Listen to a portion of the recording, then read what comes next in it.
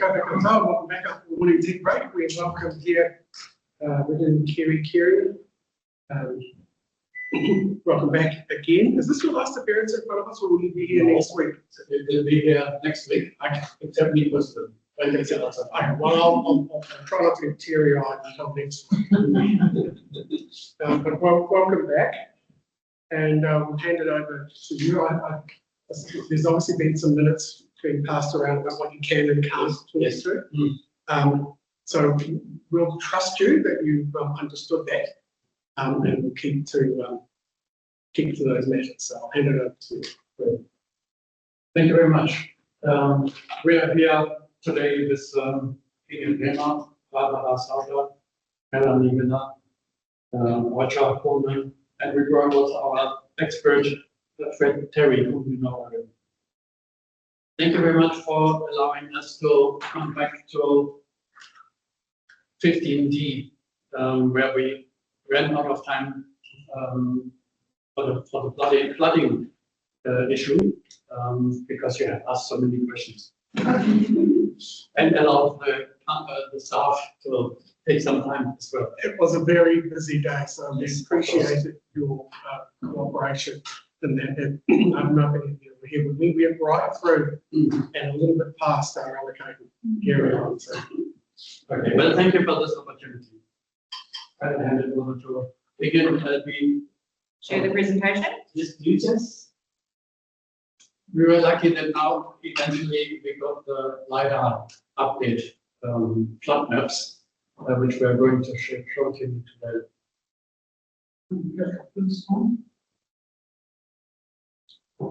Not moving. Hang on.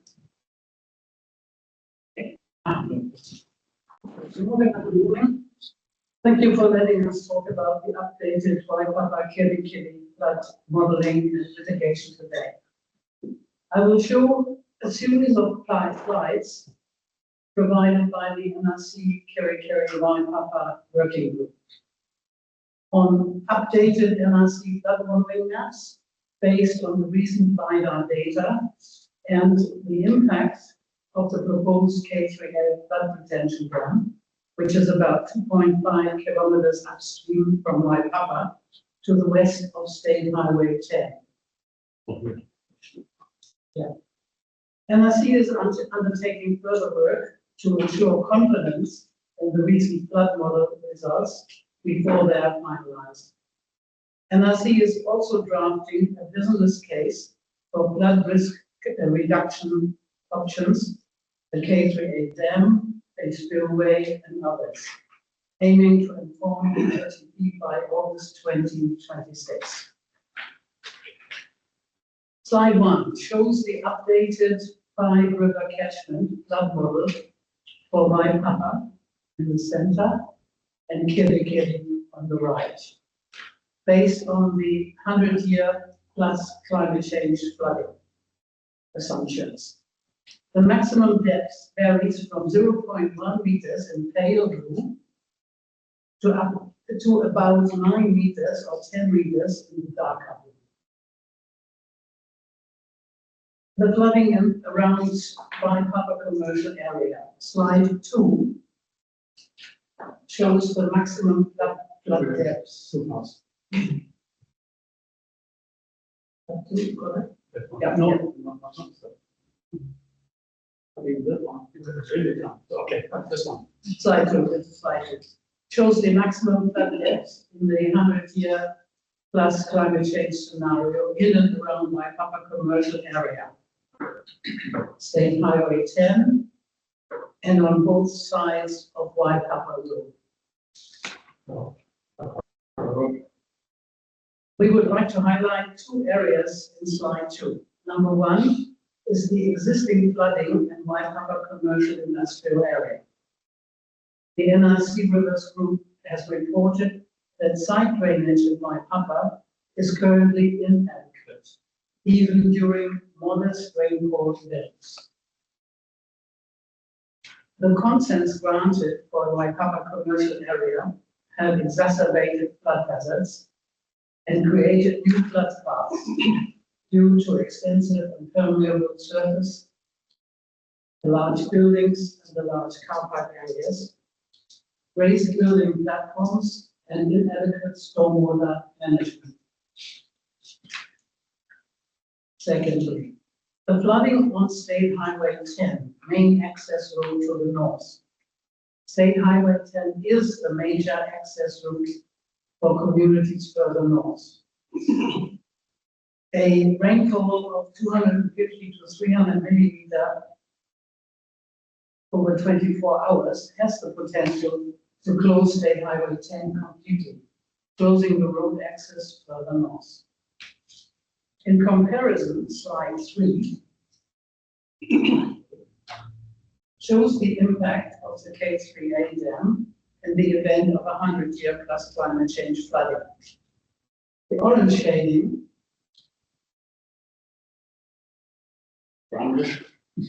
indicates a large area around Waipapa that would become dry and free from flooding. The dam is essential for protecting Waipapa Kirikiri in the event of extreme weather events.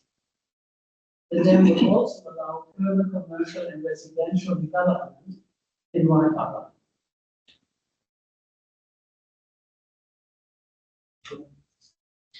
Can I just clarify the brown in the key? It says area not dry. Dry. Okay. Yeah. It says dry, there's orange, which is brown. So slide 4.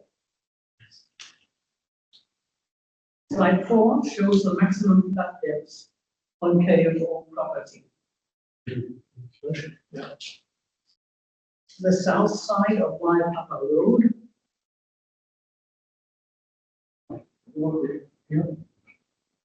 The Amokura Drive It's down here. and Turnstone property.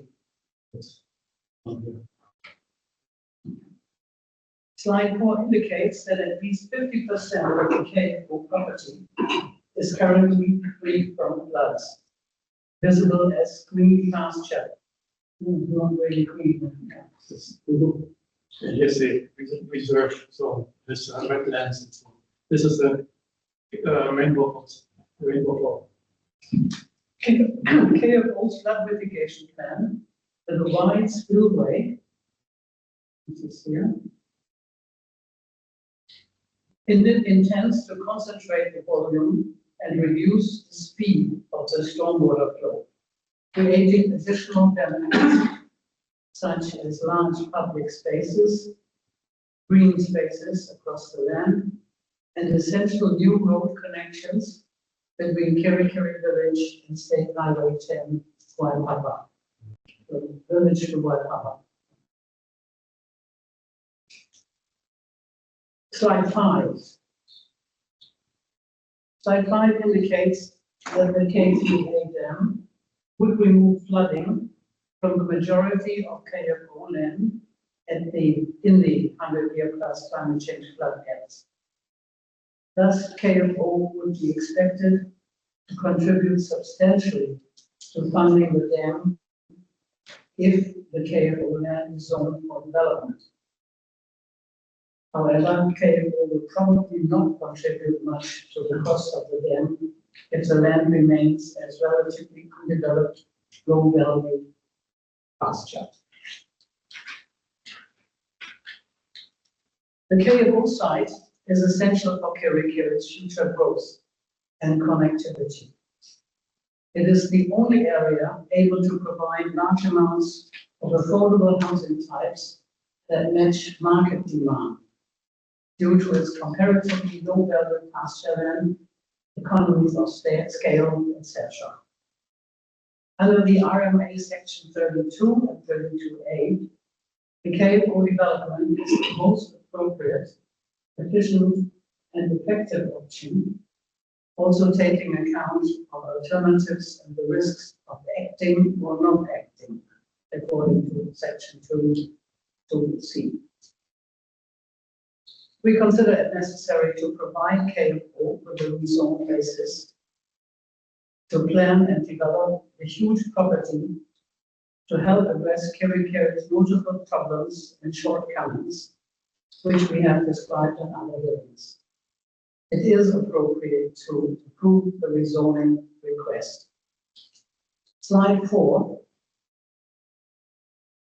also shows the flood zone in the lower part of Amakura Drive in Kerikeri, near Godsview Road, where a wastewater pump station serving the area west of Kerikeri Road is at risk of flooding.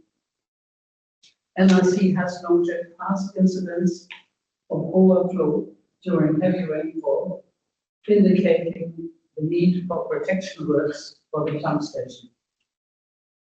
They highlighted the need for council action to protect this critical infrastructure. Slide 6. Slide 6 shows the maximum flood depth between the Heritage Bypass and the Stone Store Heritage area. Slide 7 shows the impact of the K3AM. Shows that the impact, with the impact of the K3AM, it would be much less in this area. However, The green would be 200 to 500 millimeters below the other platform. Peacock Garden Drive in Stone Store area would still be at risk, but to a lesser degree.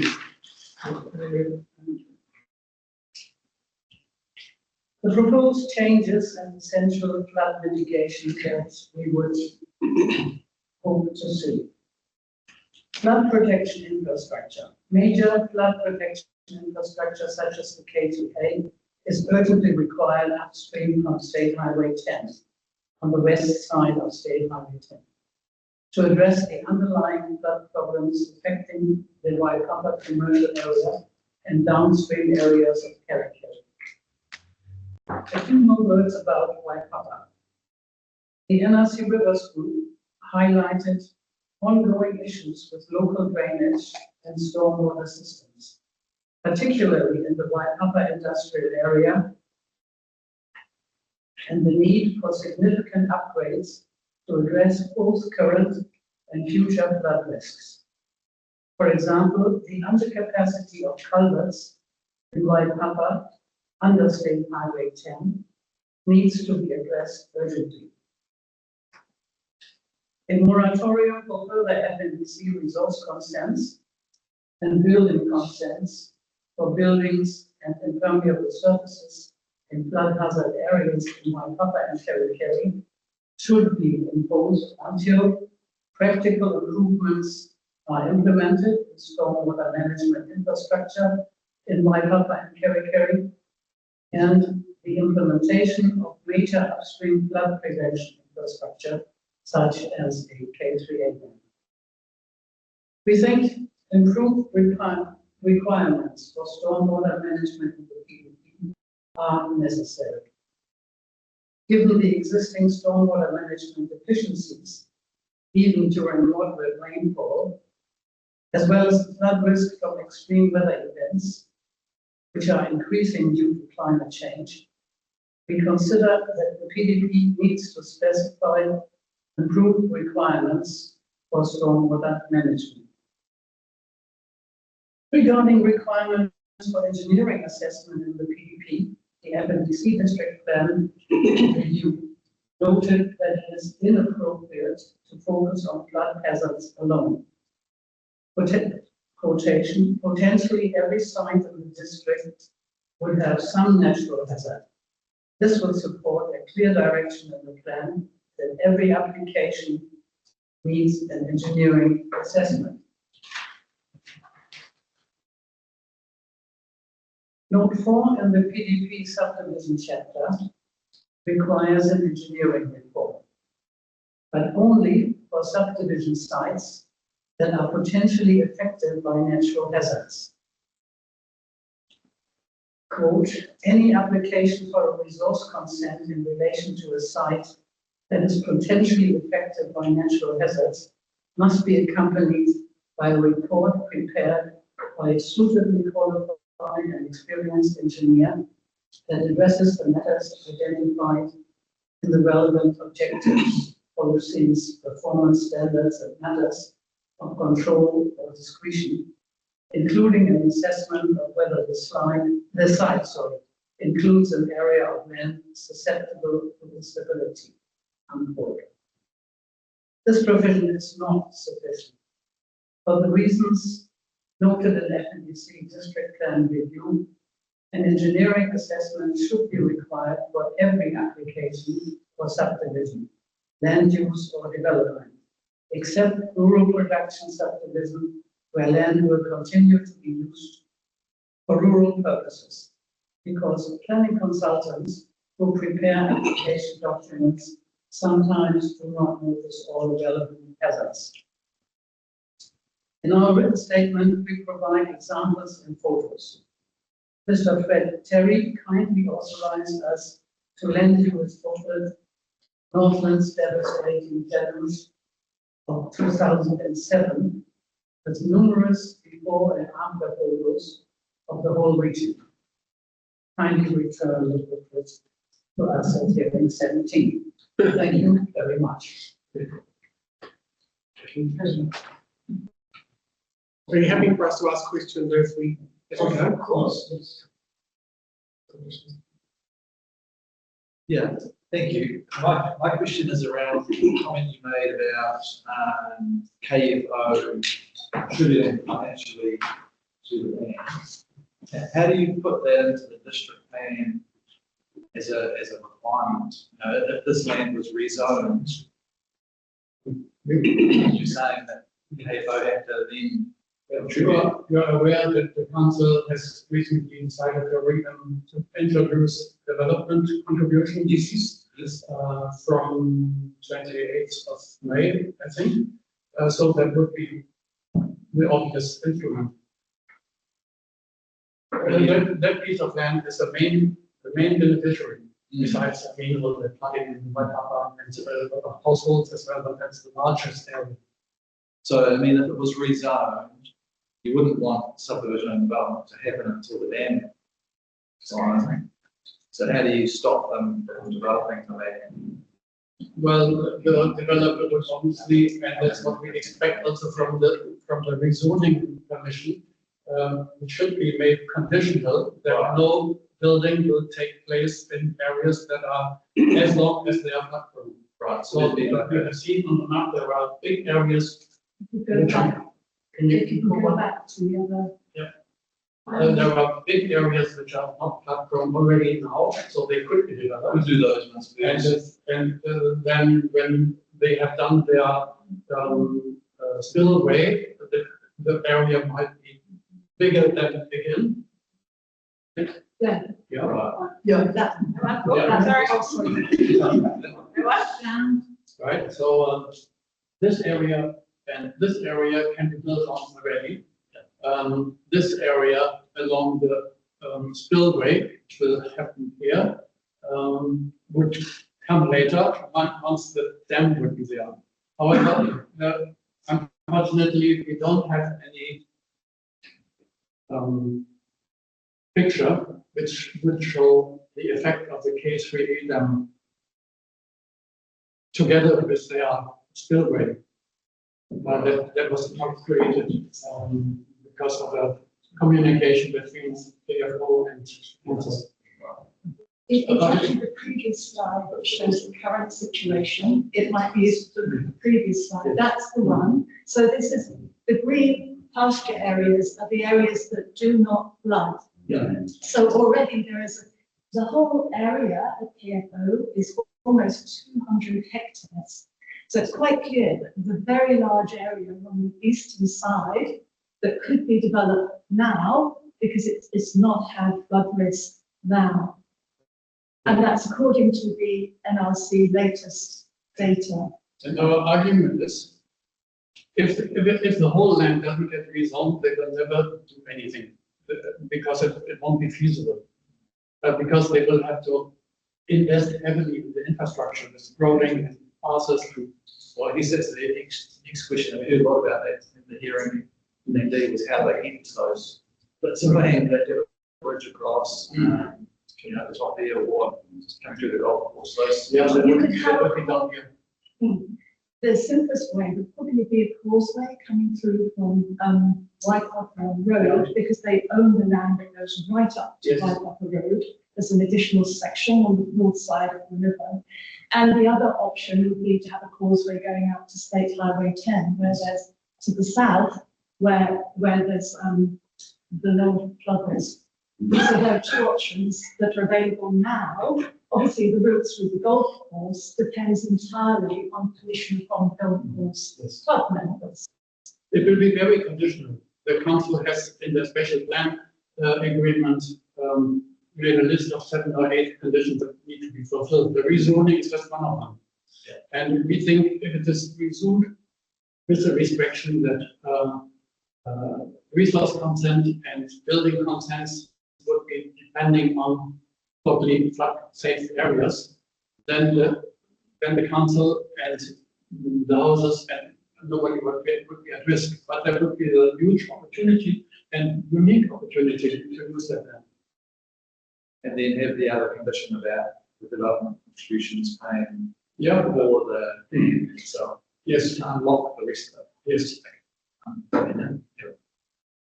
it. Well, thank you for that explanation. That's quite helpful. The Kitty White Upper Spatial Plan has some other areas identified for Greenwood, right? And it's been put to us that they are essentially free of flooding. So have you considered those other areas with regards to this new information as well? Yes, of course. We are aware, and that is one of the main arguments. Kerry-Kerry's area is lacking affordable housing and doing infill in my. I'm not talking about it, I'm talking about new greenfield areas That's to very, the southeast. that's very limited. On the south end of Kerry Road, there's some horticultural land that is proposed, but it's not much, it won't be sufficient. And the area in Waipapa is also relatively small. Yes, because I'm actually looking at the areas that they are proposing to rezone, and it doesn't look small to me. It's not as big as KFO, but that's because it is an extremely large place. I mean, you could almost say it's a new town. But all I was saying, what I really want to get is you've applied the new modelling to the KFO proposal, which you obviously prefer, and that's fine, that's your opinion. I'm just wondering whether you have any further comment about the implications for those areas that's Kitty, what other spatial plan identified. And you're saying it's small, but we don't think it's small. But the disadvantages are also, they are much more fertile, and so they are, what's the word? And not part of that. Horticultural land, it's more expensive. And the other big disadvantage, we don't get this additional transport connection to Waipapa. Yeah, okay. And one of the things that I was exploring back in 15D was that the flooding areas, the bits that are going to continue to flood, literally ring a lot of the development area, doesn't it? Particularly, you can see there's like a triangle there, isn't it? Yeah. So so keep going, follow that blue line right up to the northern top there, and then follow it right back down again. Follow Waipapa Road. Yes. Come back down. Yeah, Waipapa Road. Up to the blue line, follow the blue line. Rainbow Falls. Yeah, it sort of creates a little bit of an island. And when we went out there, we were particularly interested in that and the urban design challenges that creates to integrate any, notwithstanding all the arguments for affordability and all of those things, that's just a matter of whose economic evidence we do. But that question of the stream areas, is there a risk that development in this area would create an island. And then when you add in the topography between, we went to the golf course, spent 2 hours on the golf course. You know, the golf course is sort of up here, and down there. And you sort of think, well, yeah, it's quite a short distance between the golf course and Kerikeri.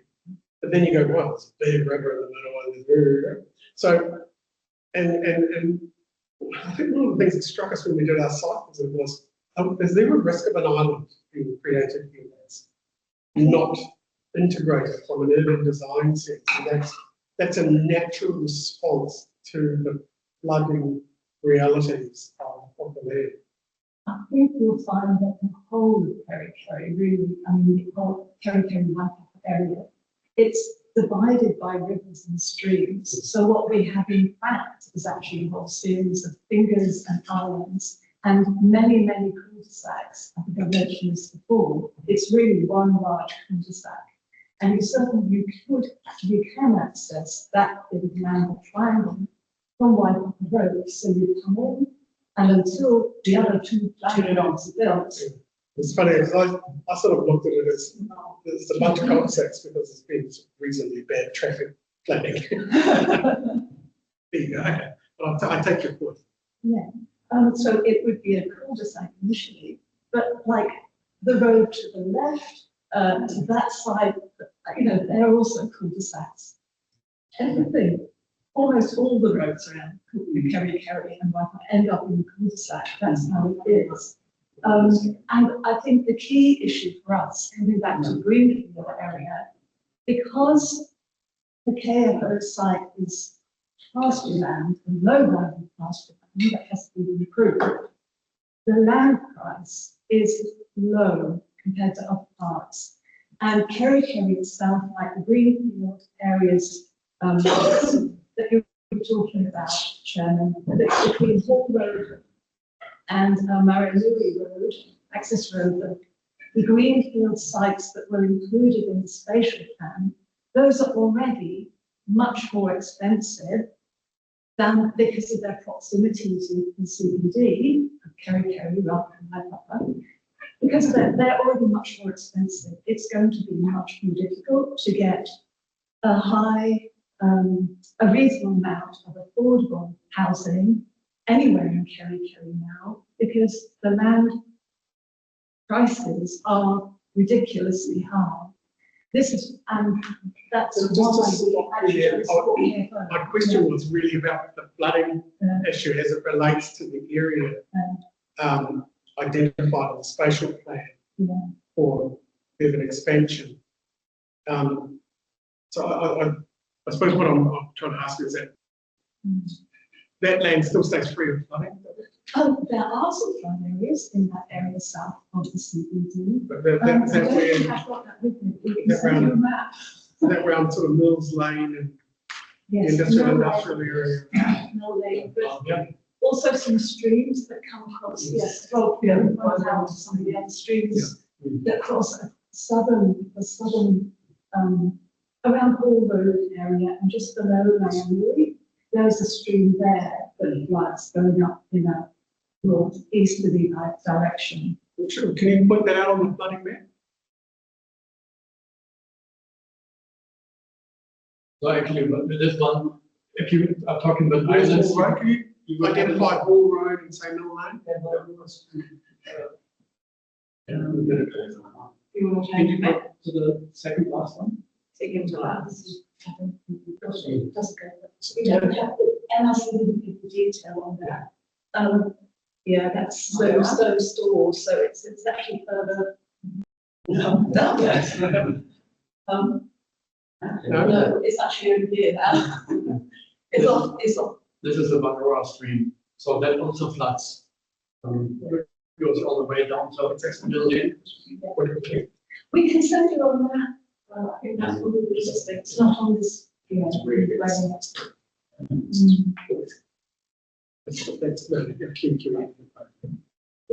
That's really it. So I'm just going to drop. I just took it.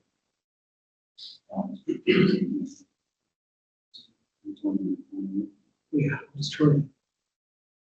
So we discussed before that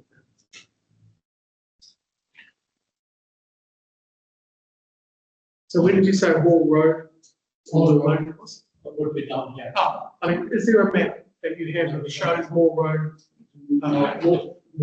Mill Road or Hall Road, Mill Lane or Hall Road? Don't think that FNDC has made that map. Is that because they don't think it floods? No, they work kind of staging. Every single acre is quite costly. Yeah. So this, no, that's why. Can we zoom in on that one? So it will be around here.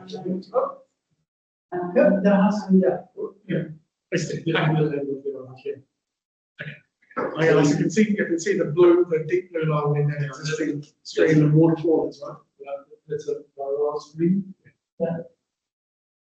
So that retirement village that's on the corner of Kiri Inlet Road and Cobham Road. Yeah. Can you point that out? Where it is, right? But we also around. Around there, okay. So I'm talking the area, literally southwest of there is. We have seen that which flooded as well in 2007. I think Steve just Oh, I've a seen- picture in the book. I used to live there. Well, we're And I've seen looking it at lots of lots pictures, times. Yes. Yeah. and Steve's been telling me exactly where it is, where things are. Bridge. Okay. Yeah. Chris? Thank you, Commissioner. I think that it's probably more of a statement, but if you look at the national policy statement for natural hazards, one of the things it says in here is require local authorities to consider the following matters, which includes existing and proposed mitigation measures, which is what you're bringing up to KHBA. It's probably still a long way off from being finalised, but need to be considered. Yeah. I would think also too is that when we had the evidence from Northland Regional Council, they made it quite clear that the purpose of Catherine's dam was to mitigate flooding in Waipapa. And they were given the opportunity to say, you know, it's for this as well.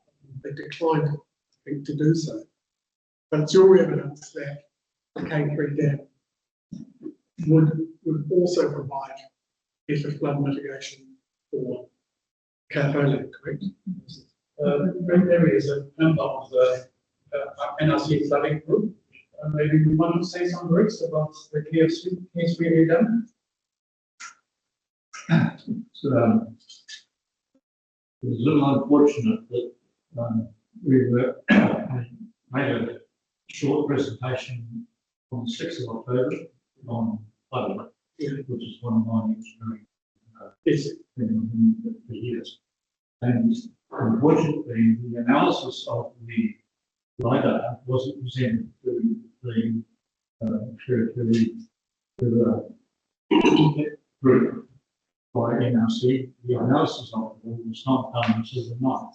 So unfortunately, the documents you're seeing here weren't peer reviewed before we made the presentation. And there are elements that now in the review that were a bit surprising. The picture quite really shows to some extent and what the various aspects of mitigation could do. It doesn't interpret the full level of local drainage, which already is failing and certainly heavy rainfall.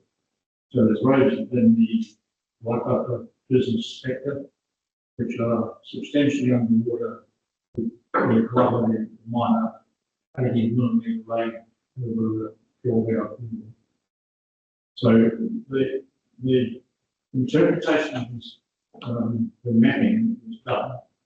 It had a few things that were brought out before the meeting of the Kerikeri River Management. And one of the things is that line that forms the, I suppose, the northern boundary of what we're talking about here, strangely separates. The rain doesn't just fall in this area, and it's not affected. What's not shown is the catchment over the other side, which is the Waipapa River catchment, which in 81 was the most dangerous year, it's alive. Now, that was the most dangerous when there was a crossflow between the Kerikeri River and Puketaka River combined, went over the road, and then did substantial damage, and whole houses washed away down by Waipapa Landing. And the only death that occurred in the 81 time was because of that.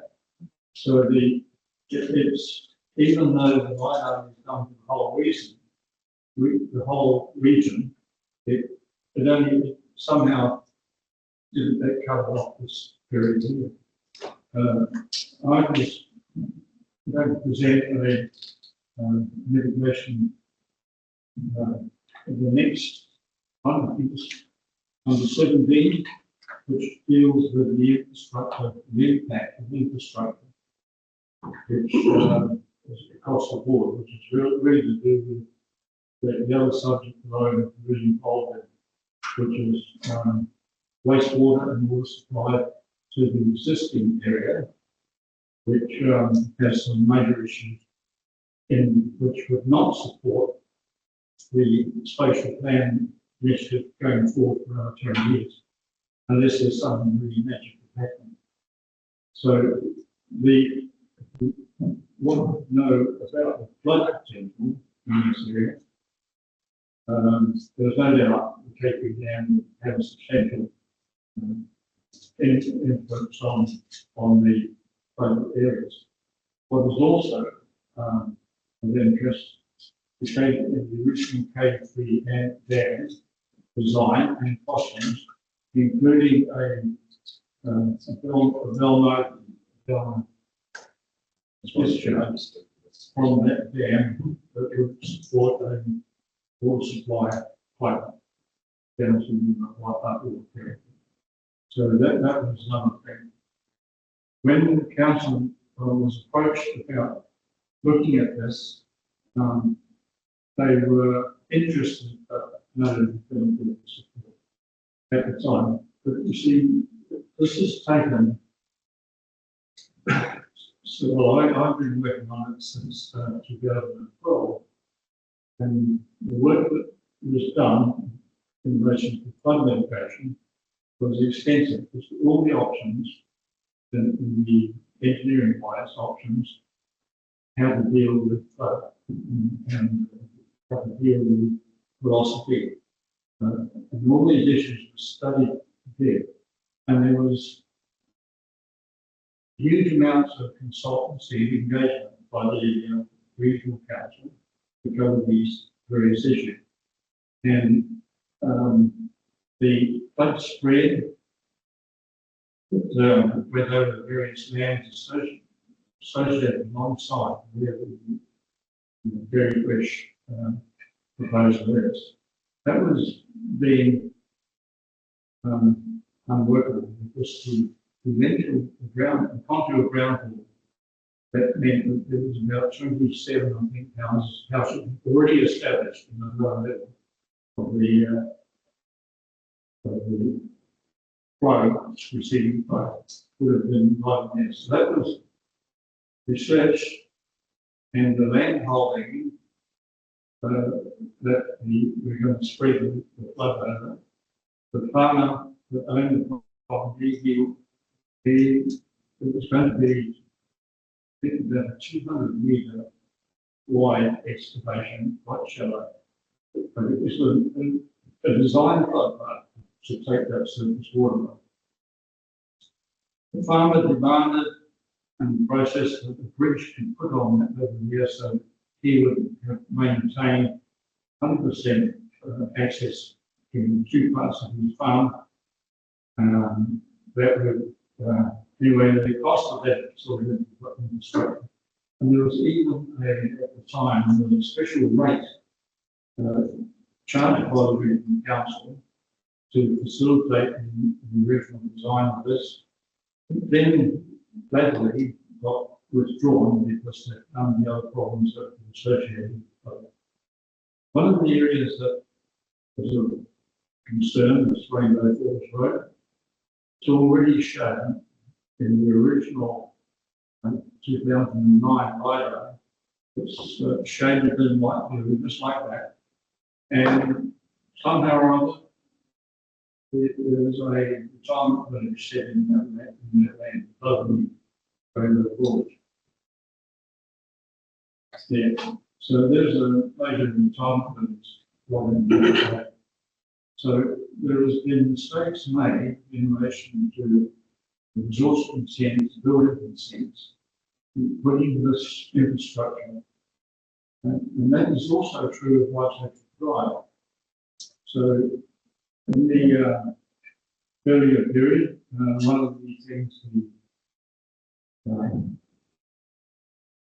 the regional council did was put a button right alongside the Periphery River. And it's quite clear that if we had a flood of the 300 millimetre intensity, that button is over the top.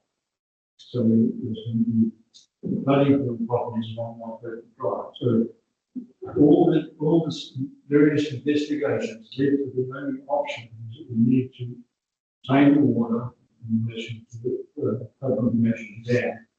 And it just so happens that the 4 sites of the Periphery catchment that were selected as possible to work on the possible dam site. There was one dam site, P3 where there are 2 converting mixes of land that are coming through, which is the lowest, the best, shortest dam site on a reasonable basis. So that was the site that was then selected by Riley's, who did the dam design, for that site. Now, bear in mind the catchment value in terms of the water, which was run by many companies, in relation to flow volume from the catchment. Just over 71% of the total flood water that affects this area comes out of the Periphery River. Catchment. There are some minor catchments that contribute to the lower level of flooding. The rest of it is with the total stream. That also contributes to the level of flooding. It also goes alongside the very first property. So there's a lot of research done in relation to the best option, and it quite clearly shows that there is a big change between how it was in 2009 and how it was as of this year, 6 months ago, July, So it's taken quite a long time to get the analysis of that LiDAR and how it affects the global ground. The other thing that's quite important, it's not as often overlooked, is where the water goes and what happens if we move it. And it goes to sea, of course, down by the stones and the glaciers. Now that site is peculiar, is that all the flood water is constrained by going through quite a narrow entrance to the sea. Yeah. And I was there in 2007, and I helped do some sandbagging around the house. Anyway, and I wrote a document which was presented earlier. I think you've already probably seen the document. No, I didn't write that one, but it was So, Mr. Terry, I think we wanted to try and keep your evidence to the updated flooding maps, and I think we're starting to venture back into evidence you've already presented to us. Yes, So I really want you to think. You could just listen for a second. I really want you to focus on the updated mapping and the implications, please. Okay, well, the flood mapping doesn't, I believe that in terms of what happens at the stone store. The convection of all those various catchments, the water's still got to go somewhere. Even the bypass from the dam is still 30 feet into second. This will go through the culverts on State Highway 10. But what happens down there around the drive, where the pump station is, and I happen to be the engineer that commissioned that site. Yeah. And in 2007, that was affected. The particular topography of the entire area was very, very road is virtually a ridge line, and all the drainage from the northern side of Periphery Road ends up down to fairly wide in all those places, ends up at that particular pump station. So there is a risk factor for the flooding right there. The other problems we have is which I pointed out in my earlier report, was the changed surface and soakage field that's provided. It's not to a large degree by the capitalisation of the entire wide area. So we've got a huge surface runoff, and Steve actually went and took some photographs of the area just up from what's the name of that road, Steve? There's three roads.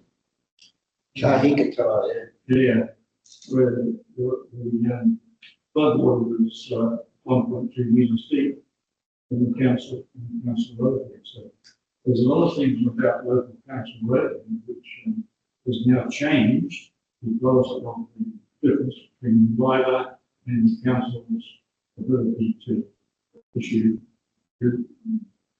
building permits and resource consent. So that is a tremendous issue in the local flooding of this city. Okay, thank you. I think we should keep the presentation moving. Thank you very much. I think you've clarified those matters for us. And Andrew, Steve will be able to confirm a lot of that because he's part of the member on the river. Sure. That's fine. Commissioner McNally is not a witness here. Even though I think do you have any other evidence to present to us? Yes, but the less interesting topic of subdivision. Yeah, I'd like to say we're moving on to subdivision management. We may talk about the subdivision, but let's try and keep it short and advance different things and just send more questions with this. Otherwise, I can't run out of time. Yeah. So, you'll recall, I'm sure, that the subdivision chapter overview states that subdivisions should be designed in an integrated way that contributes to a sense of place, supports connectivity, and provides well-designed, accessible spaces. We agree fully with that statement and support it, but we found that the text of and the rules and so on in the subdivision chapter don't really fulfill what is promised here. Katerina Gorokova, the architect, she has drafted this brief paper in front of you. It is a draft and she will finalise it. If I just... Sorry, you're saying she's presenting, this is your evidence that you're presenting on her behalf? Yes. And you're saying it's a draft and she's going to give us an updated version. We're not going to be able to allow that. And here's the thing, if this is her work, she should be here presenting it. And if she's written this, I can't ask you questions on this because it's not your work. Yes, I understand. Do you understand? But we're quite happy to receive it, and we're quite happy for it to be. This is evidence that has been prepared by an architect, suggesting some new provisions. Yeah, on our behalf. Well, you're saying it's her work as an expert architect that's written this. That means that you can't answer We can't ask you questions on it because it's not your work. Well, maybe to clarify, we have been spending a lot of time with her to tell her what our community wants. Right. And she has translated that into. So you're saying this is your work? It is, Is that a combined effort, I would say, but she drafted the words. she knows how to write that stuff. We don't, we are lay people. I think we're in a tricky situation, you know what I mean? I mean, we're bound by the principles of natural justice and evidence. And there's happy business in Sharon Darapona. She's sort of appearing in front of us as an expert. And she's prepared this, I think, as an expert. It means, you know, code of conduct type stuff. I can't ask you questions as to why do you use these words here, because they're not actually your words. They might be your ideas. They may be the outcomes that you want, but this is her drafting, correct? She drafted it after speaking with us So, about and reading all of our submissions and issues. So I understand, so you can't. I'm not trying to be mean to you. Let's move There on. are rules about evidence Let's move that on. we must follow. And we've had other experts here. We've had other people presenting evidence on behalf of other people. And we've received that evidence. We can't ask the person who presented it on the other person's behalf because it's not their work. We understand you're not being rude, we understand, totally we understand it's a procedure, and we're happy to abide by what you say. I But think I'm really conscious that you as a group of people are the experts, and I'm prepared to give you a reasonable degree of latitude. But I think on this matter, we really are in a slightly difficult position because you presented this drafting that somebody else prepared. Having said, we're not going to not read it. It's just that we can just receive this, it's fine. and we can't ask them any questions because it's that. Thank you. We're very grateful that we received it. It sounds excellent. And just to say that as a note of explanation, as community groups, we do have a very limited budget. Yes, And to bring an expert down here from. yes, I understand. She's in Cape It's Town. an expense that we cannot afford. Yeah, I understand. So this is our limitation. But thank you for receiving the document. Yeah, I mean, We understand no questions. just having a quick look at it now, I understand, to use the word, I understand the vibe of where she's coming from. This seems pretty consistent with the evidence that she presented to us, Yes. mostly on land use provisions regarding residential and medium residential zones. I think this sort of continues, not wrong, this sort of continues that same urban design-led approach, urban design-led approach. And from what I gather from her previous presentation, she wants to be a little bit more directive. That's her view, that the rules should be more directive, so we understand as well. The directiveness refers also what our groups have been always saying, we don't want too much discretion. We Yes. want rules that Want to be quite directive. like this. Yeah, and look, I think this, just having a look at it just briefly now, that seems quite consistent with that thing. So rest assured that we understand the message behind this, even if we can't ask you questions about it.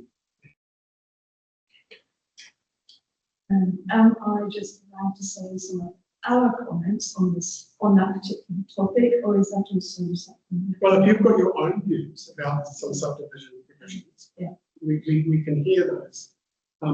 It just can't be her drafting. That's fine. So you have heard us speak, I think, a number of times about the importance of having walking access and good connectivity and safe cycling networks. That means off the road, not at the side of the road. Physically divided off from the road and from the traffic, because there are so many people who won't use it without. And so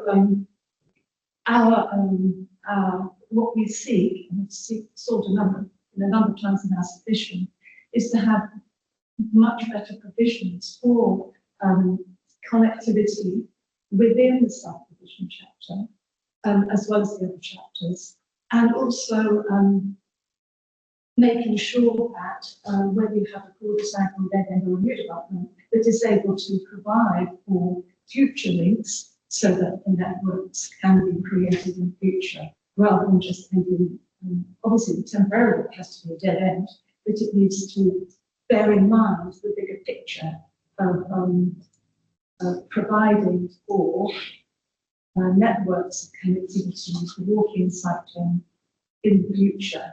And although our focus has been to some extent on other zones with that, we're finding more and more that in the rural residential zones and even further afield going out to the rural lifestyle places around Kirikiri, Waipapa, there are people who are seeking pavements and walking routes to be created there. So, and the council itself has actually put quite a lot of consultants' resources into drawing up some detailed maps and plans for future cycleways and walkways.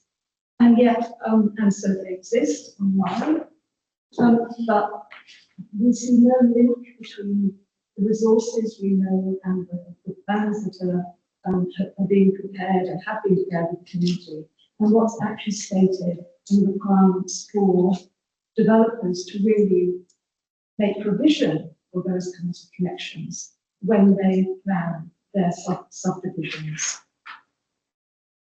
So really that sort of covers that topic to some extent. Moving on, we have a number of minor concerns about the subdivision chapter, but also some more significant major concerns. One of the lesser ones, but still I think significant, is policy 4, now proposed to be deleted. It refers to or encourages people who are thinking of subdividing and their consultants to actually look at the district-wide plans, the other sections. There is a note in the middle of the chapter which also encourages that and reminds us of some of the chapters, but we feel that it would be desirable to keep policy 4 and expand it to remind them of the chapters that need to be looked at. As an example, there are chapters referring to light, there are chapters referring to renewable energy, and we believe that unless people not have their attention drawn to it through a policy statement, a policy clause, it's quite likely that they will just fail to notice those. The district plan is a huge document, and unless there's a requirement for them to consider those other things, we think they will be lost. Coming on then to some of the larger areas of concern. Let's start with the policy 8. Provide rural lifestyle subdivision for the rural production zone unless, and then 3 loopholes are specified here. We will recall from an earlier hearing when we talked about the rural residential rezoning and rural lifestyle rezoning and all the requests for upzoning to those.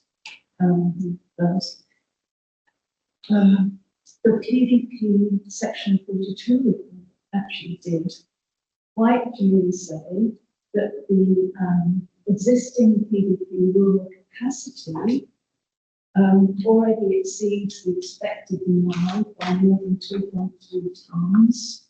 We think that there is a huge disparity there between demand and the capacity already provided in the notified PDP. In fact, that section 42 report said that based on the findings, they recommend the council decline the rezoning requests to more intensive rural zones. And you'll find details of that in our evidence for hearing 15C. Our concern here, and we've stated it a number of times in our submission for hearing statements, there is a real need to avoid further residential sprawl in rural areas. And so we are concerned about the fact that the subdivision chapter perpetuates with provides for 3 significant loopholes, in addition to loopholes already in the rural reduction chapter.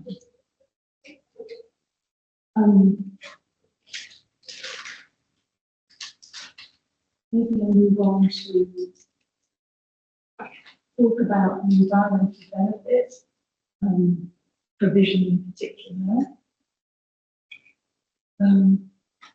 We found that there is a genuine conflict between this idea of creating additional lots in R6, Rule 6.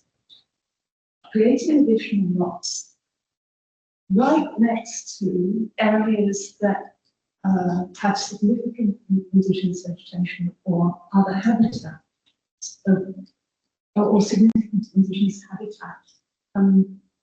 If you, some of us have worked in the conservation area. I've been a coordinator of conservation group for 10 years. I have a lot of experience in the issues that make for successful conservation and protection of vulnerable species and the issues that underlie that. And this concept of increasing residential and new development around areas of significant areas, it's actually quite a substantial problem. Putting, say, 3 or 5 or more houses right next to an area with vulnerable species brings noise, light, a lot of human activity, often pets, and even when pets are strictly controlled or even prohibited in that area, there's usually a minority of people who won't comply. There are studies that show that when you have a walkway through a natural, through a national park, where people walk, bird life, the number of indigenous birds is significantly lower around that walkway compared with areas further into the forest, away from the areas of human disturbance. It's well known now in the environmental conservation science field that human disturbance itself is an issue that undermines the protection of vulnerable species. And while we can see what the intent is here with the environmental benefit subdivision, it is drafted in a much too permissive way. And to have, let me come to some points. I think Andrew Riddell has mentioned some of this in his evidence. He's recommended, this was in submission 431 FS 372, he recommended a further rule that all of an area of indigenous vegetation, all of the significant areas should be protected, making it very clear that that is the case, not just part of it. He also recommended that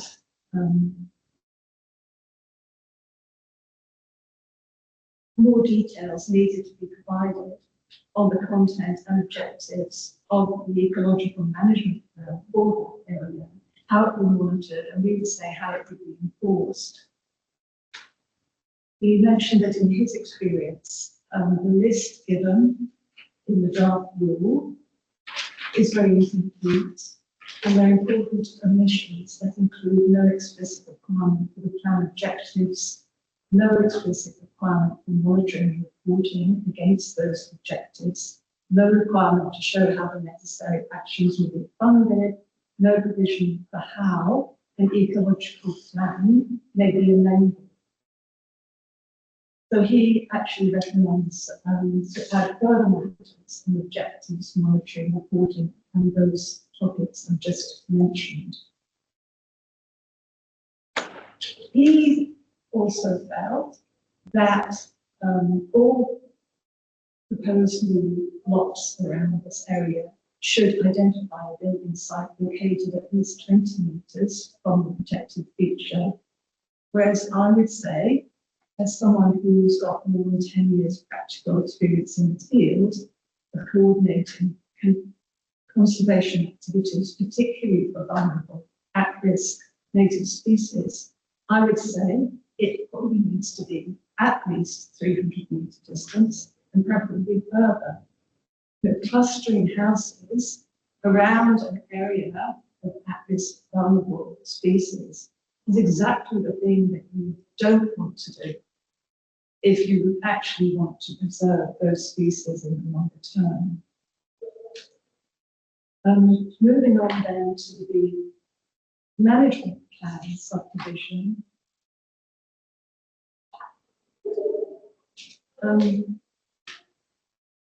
We find the criteria for management plan subdivision extremely weak.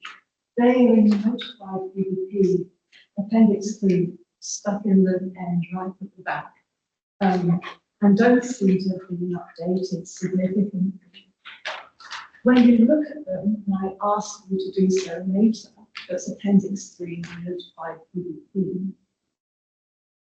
The so-called criteria ask for things that really should be standard for any ordinary subdivision today, and generally done in the resource consent applications that we see. For example, a description of the proposal lists them. Cadastral plan, size and location of proposed lots, details of building envelopes, details of earthworks. Okay, the next one, that's so-called criteria, the existing site characteristics.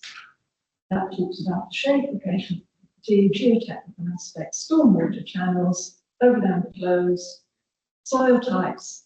Again, these are things that you would normally find in any standard consent application today.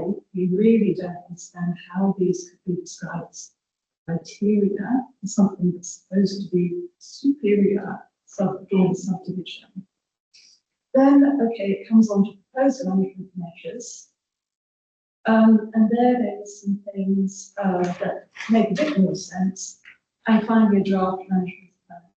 But really, overall, the standard is only a little bit higher, perhaps, than a normal consent application that we would see today.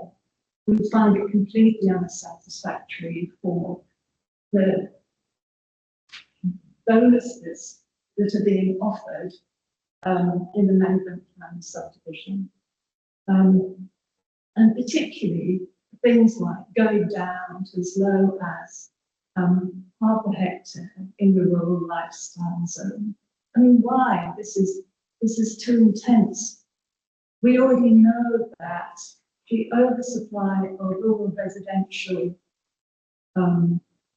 capacity in the notified PDP that provides for a lot of rural residential and some excess rural lifestyle. We don't really understand why all these, the three exemptions, loopholes, let's call them, proposed in policy 8 are being allowed to go ahead, offering really very little for the environment. And coming back to the main point, we really need to avoid further residential sprawl in rural areas, not sponsor it by continuing with loopholes at this time.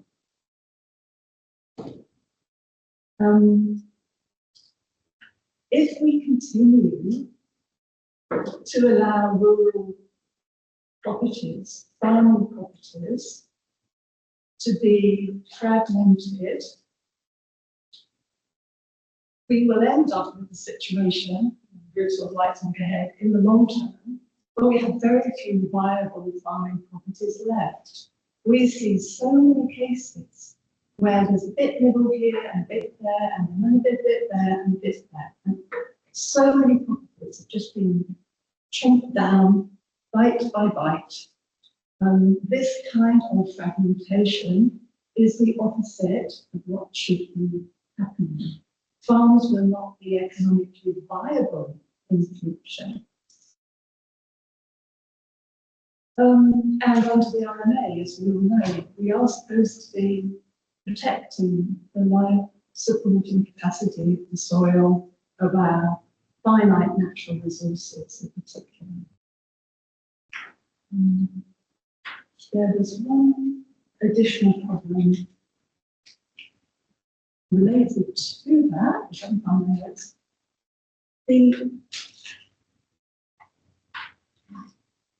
I just want to find one bit further.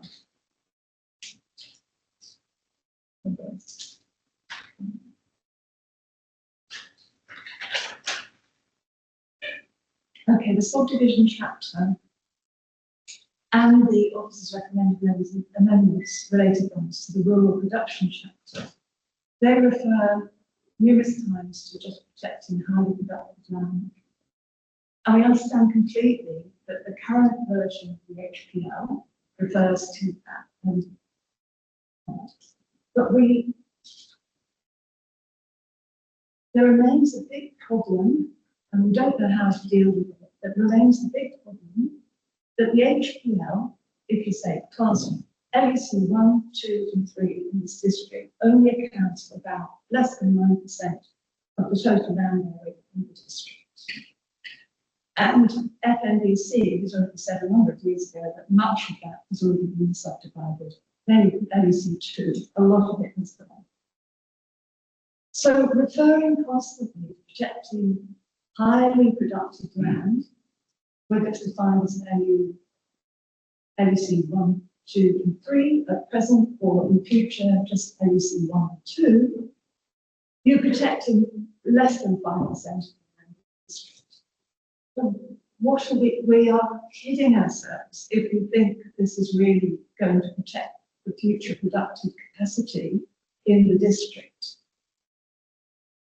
I don't have a clear solution. We don't have a clear solution. If there's a way to delete the word highly each time highly productive land is mentioned, so that we're basically protecting productive land, that if that's allowed, that would be desirable. But you may see a solution for this. I'm not going to do it. So coming back to the officer's recommended amendments on the rural production chapter, it talks about policy P6. And we certainly support the first line. It says avoid subdivision that, and it has a list of 4 items. And the overall tone of it is good for A, B, and C, provided it refers to productive land rather than just highly productive land. This amendment proposes to delete provision C2, in other words, to delete reference to the loss of LUC4 that has the potential to be productive or unproductive. We don't see the rationale for deleting that, given the basis on which the horticulture precinct has been defined. We find it illogical to delete that. Maybe there's some other reference you could make to land that is equivalent to the land protected in the horticulture precinct. We don't have a solution, but we can see the problem. And then, of course, item D, we have severe problems with that, as I've already explained.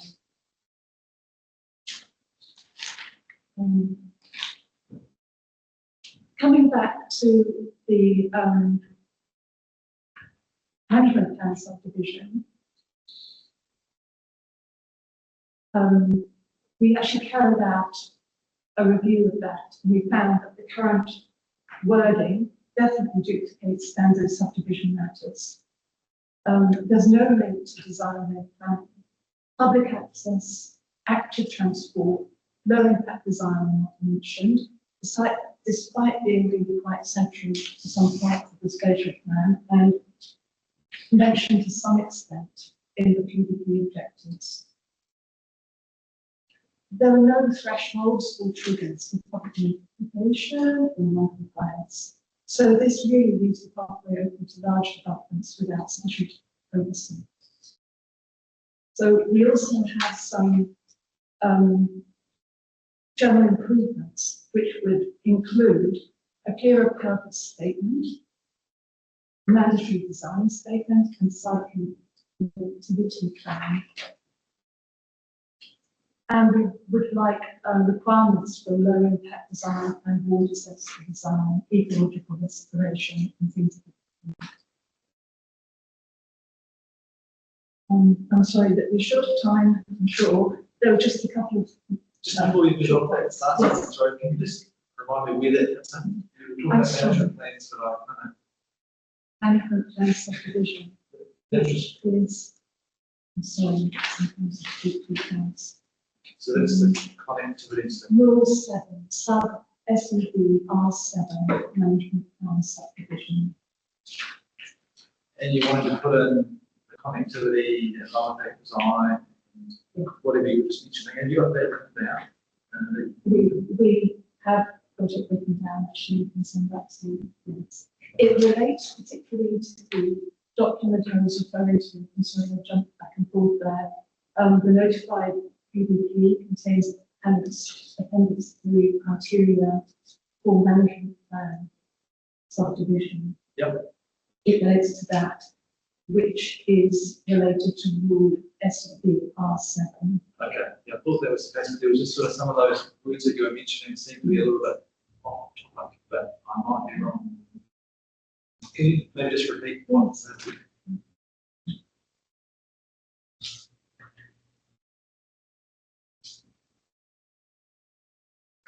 As usual, we will be sending you written paper. Yeah, that'd be. About the other presentation, it's much longer than what we have talked about. There are many more details there as well. Yeah, there were things like low impact design and connectivity. I just wondered whether they were on the topic of management plan for habitat and protection and stuff, restoration. They seem to be a bit different. There are two things. There's rule 6 on the environmental benefits subdivision, and then there's a completely separate thing. There's rule 7 on management plan subdivision. Yep.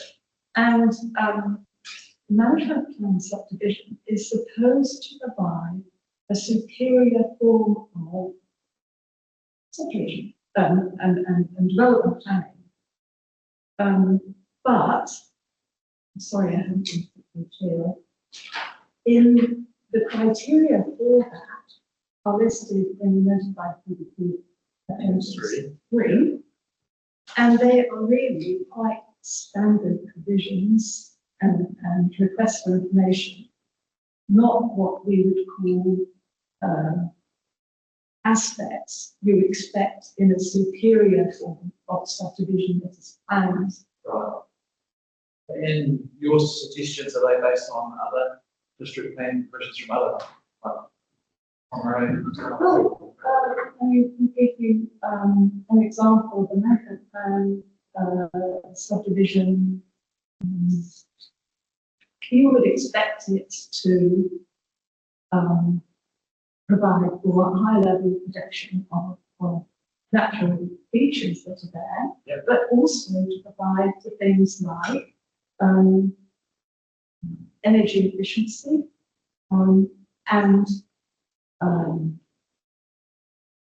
appropriate forms of lighting if there are as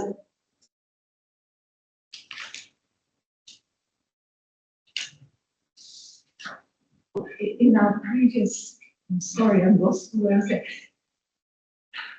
In our previous hearings, we have talked about the need for appropriate forms of lighting, about energy efficiency, about consideration being given to renewable energy.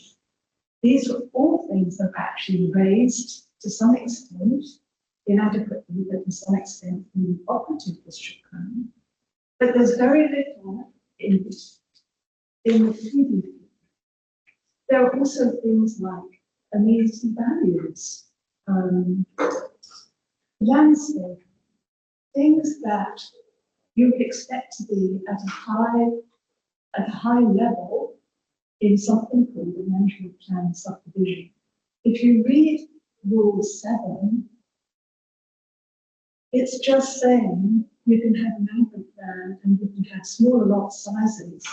It's not linking it to any real criteria other than Appendix 3, Yeah, and you make which doesn't give you any real protection. Yeah. I mean, what is it? Why would people get this privilege without actually giving a superior form? I think you're making a good point. I just really want to tease out of you what additional provisions you want to put into this, and are they based on other examples that you've had experience with, or things like that. The word design, mentioned that's a great word to put into here, and something that's been well designed in response to the opportunities and constraints, those sort of things. Have you got some examples of the words that you want to put in? We can provide some examples. We can do this. No, we need to have that in evidence today. Yes, okay. I'll just make, on that same point, I mean, I'm looking at Appendix 3 at the moment. And then, so I wanted to find where we got this word superior from, and I see it written there in the second sentence.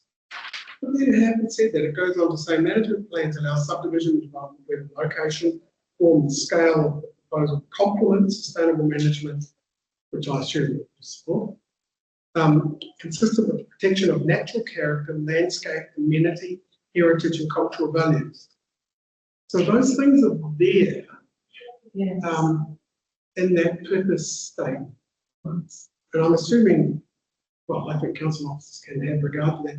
The other thing I suppose we should recognise, and I think perhaps maybe get your comment on this, it is a discretionary activity. So you understand how a discretionary activity works. It means you can consider any adverse effect that you consider to be relevant.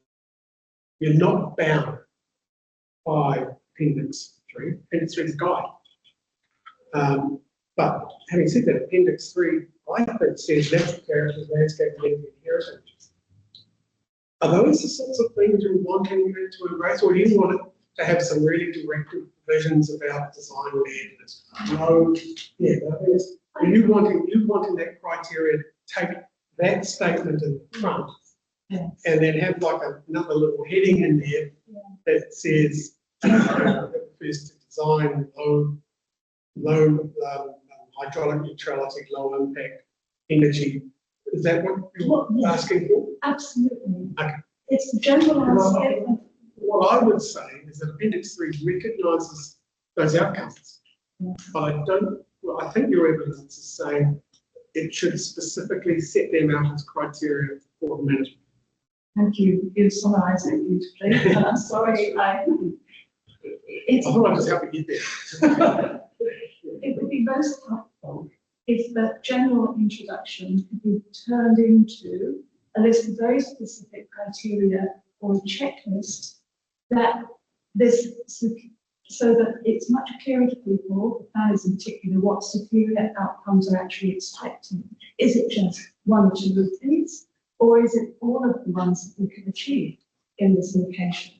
What we have found, going back to the discretionary, what we have found traditionally, under the ODP, the Operating District Plan, that a lot of applications, whether subdivision or land use, consent applications are discretionary, and quite often the staff have interpreted things in a very loose way that is not favourable to the environment, but most favourable to the applicant, because things are phrased in an ambiguous way or even conflictory way within the ODP. And we recognise it's hard to avoid being contradictory sometimes because there are genuine competing objectives sometimes. But things really need to be much more specific, because when the council planner is assessing something, they're relying largely on what a consultant planner paid by the applicant. And I think that's really consistent with your evidence that you presented. It's but we need specific criteria first of all. I think that's really consistent with the theme of a lot of your evidence. It's certainly what we picked up from what you were saying about the residential zones, the town centre zone, and you know, even in this Darragh Coven's statement, it seems to be quite consistent. So I think we've got the point. Yeah, I also like what you made about it not being enforceable potentially, and then the monitoring of them. That's an important aspect. Thank you. Of course, the idea I think it was important.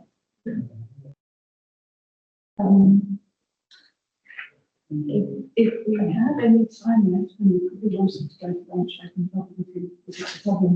There were just a couple of accounts, but if you've had enough, we can leave it consent. We've had nearly 1.5 hours. Thank you. Mr. Chair, I mean, I think John Boyd has come back and to the staff will be comfortable if it was correct to complete those notes. Oh yes, I was just going to say that. I mean, we'd be happy to receive a summary of what you've said. Is that what you're talking about? It's just about 10 minutes, so I'm comfortable. Okay. Okay, we'll continue. Well, what I think would be guided by some specific changes you want to be done to stuff.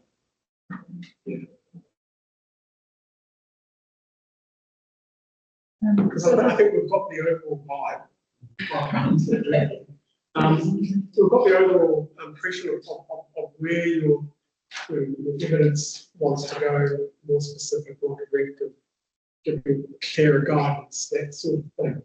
Where I think we might be helped is those particular provisions that you think, again, so as I say, we've teased out a bit of stuff that could potentially go into appendix. We talked about management plan, subdivision. That helps focus you on the main comments. So I want us to supplement all this. So well, maybe, I mean, I don't have any further questions. Really, Council, would you like to ask some questions through the panel to clarify? Perhaps it might be helpful for about the contribution policy and how it works. If that's bearing. So essentially, I'll try and simplify it as much as I can. So the basis of the contributions policies essentially is on works that have been programmed to identify specific funding streams for FNDC projects. So at this stage, my understanding is that this is a nationally licensed Northern Regional Council project, and therefore there's no ability to apply at this stage development contribution to cover the costs. And my suggest that there's probably a little bit of level of service required here as opposed also to new service level as well. So even a portion of what we could recover is perhaps, in my experience, relatively low from developing this area as well. So there are some barriers, I guess, to having that kind of system.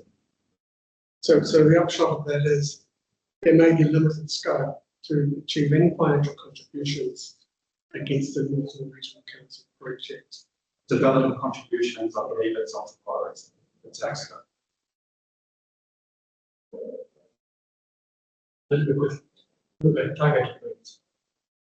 Again, like that would be a decision probably in our city in this stage, isn't it? Yeah, again, because regional council has the ability to raise rates as well.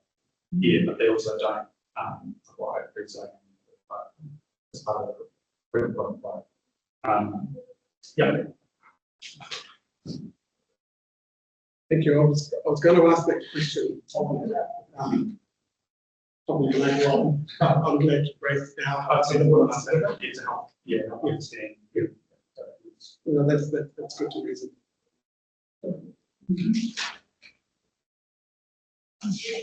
So then there's just one final point in standard 8 estimates.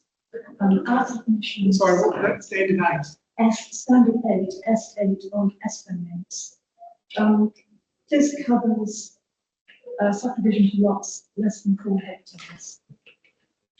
Our submissions have also made a proposal, very specifically, seeking the social new policies and rules requiring reserves restrict when lots of 4 hectares or more are created, when specific conditions apply, and we specified those either the owner agrees to provide the land on a voluntary basis, or a third party, such as a community group, agrees to provide funds to compensate the landowner for the land at normal market value.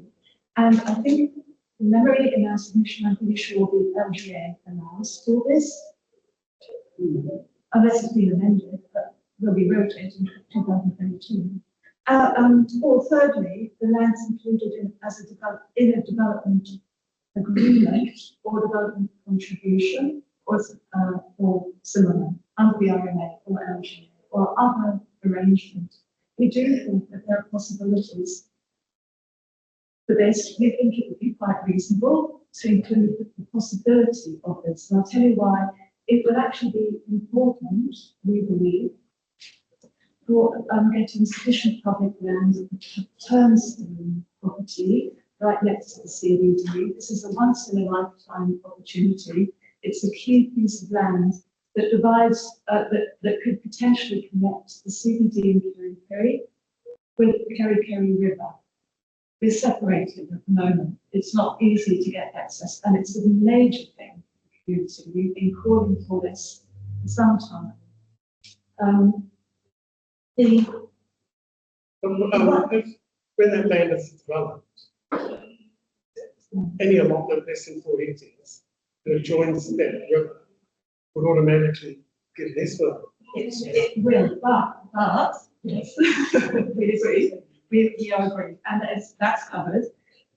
The issue is that the west side of that property, the developer has been talking about having a gated community, and if that turns out to be a retirement village, normally they are not subdivided.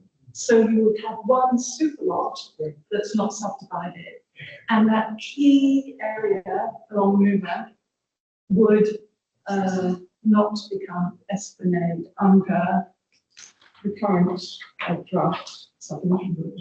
So at the moment, there are 5 super lots in that property. Okay, I get that. Yeah, I think when we covered this a little bit in hearings 5 and 6. We discussed matters like where they have priority areas. We discussed other mechanisms that can be used to achieve that outcome. I think this is consistent with those issues that I think was raised back then. But you're seeking an actual rule for subdivisions 4 hectares and over, and the acquisition of Esplanade Reserve, which council would be liable to pay for, but where it's offered, or a community provides the compensation. Right? exactly, it's allowing other avenues. There's nothing to stop that happening as part of the subdivision application anyway, right? To have these things specified in the PDP makes a real big difference, because otherwise people may have to deal with it's only possible that council pays for it. If it's very clear that there are the other options which do not involve, and these 2 of them do not involve council payment, that would be a very helpful thing. So could it be a nudge rather than a rule? Yes. I think that's where we sort of ended up Yeah. being recommended by council officers with regards to that, is that there'd be some recognition that this method is available. That would be very helpful because it was discussed again in the current section 42 report for this hearing. I think it was paragraph 543 and possibly a couple of other places. And it may be appropriate in this subdivision chapter or another or whatever you deem appropriate in the public access chapter, whichever is more appropriate. I will keep appropriate and be having customers in there. Okay, well, thank you very much. Half an hour, it's good, we can take that. Thank you. We've been, well informed by you. We'll have an extra evidence regarding Muslim Regional Council. I think that's been helpful. And we will see you next week. Yes. Yes, we will see. So again. Oh, well, we won't see you again. So thank you very much, Rob, for your attendance. I mean, you people have been sort of the non-paid people that have turned up to almost every hearing. A tremendous amount of effort into doing it for no very altruistic reasons, which is just to get a better outcome. But the Thanks. We appreciate it. last time, it is important to you to get some community input rather Yes. than professional planners and property owners. We are representing basically everyone. Trying to. So, yeah, just to reiterate again, we're very grateful for the work that you put in, the time that you spend coming here and presenting. So thanks very much, and we'll see you next week. Thank you very much. Yes. Yes. Thank you. Thanks for your patience. Yes. Sorry? Thanks for your patience. Oh, that's okay. So we are going to have lunch break, and then we're going to get ourselves now. Gentlemen, you want to be back? So, or? We've got plenty of time. We have a lunch. So maybe put that through. We'll pass through. That's a rule. That's good. Sharon, that's what agenda put past. Stopping the recording.